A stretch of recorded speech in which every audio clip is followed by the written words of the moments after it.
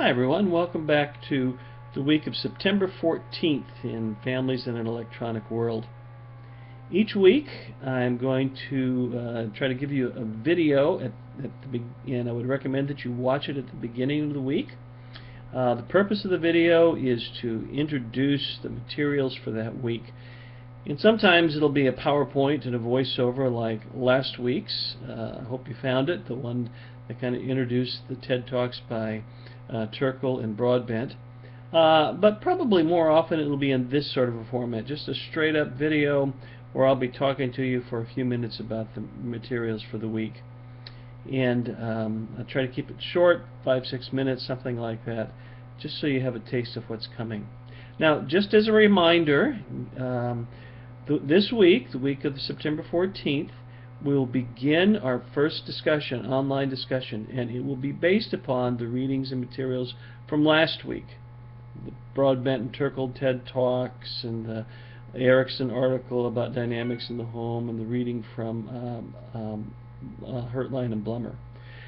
But this week you will also have some new materials, and I'm going to talk about those in just a moment. The idea is that you will read and view those materials this week, that you'll take the quiz by next Monday morning at the latest at 8 o'clock, and that you'll be all prepared for next week's discussion, which will be over this week's readings and videos.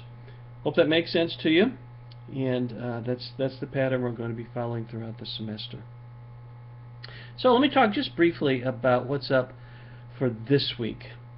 There's very little question that the advent of electronic media has changed all of our lives in some very significant ways, and we were talking about that last week.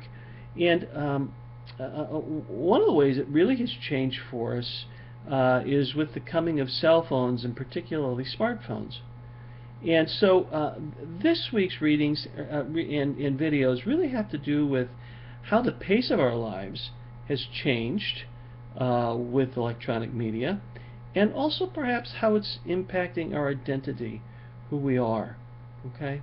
And so the first thing I have for you this week is a new survey just came out from the Pew Research Foundation. Now I'll have a number of surveys for you this semester. And the reason for that is because things are changing so quickly, it's difficult to keep up.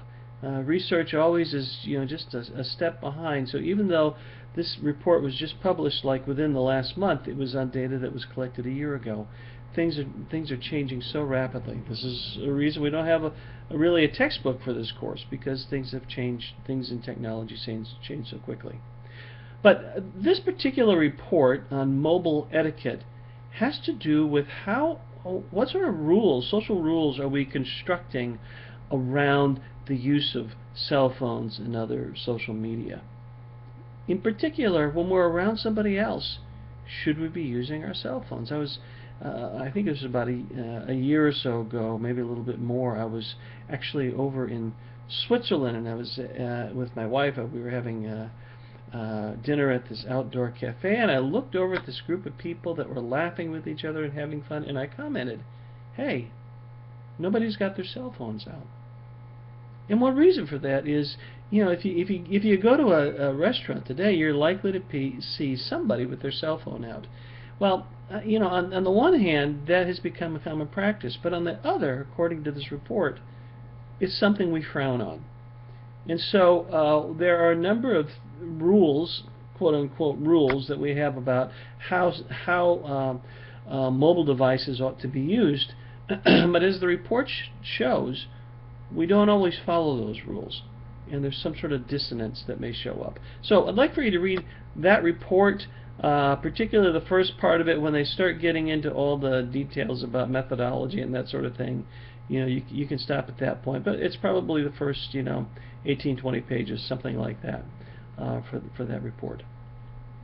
The other way in which our lives are being changed, or one other way in which our lives are being changed with technology, is how we view ourselves.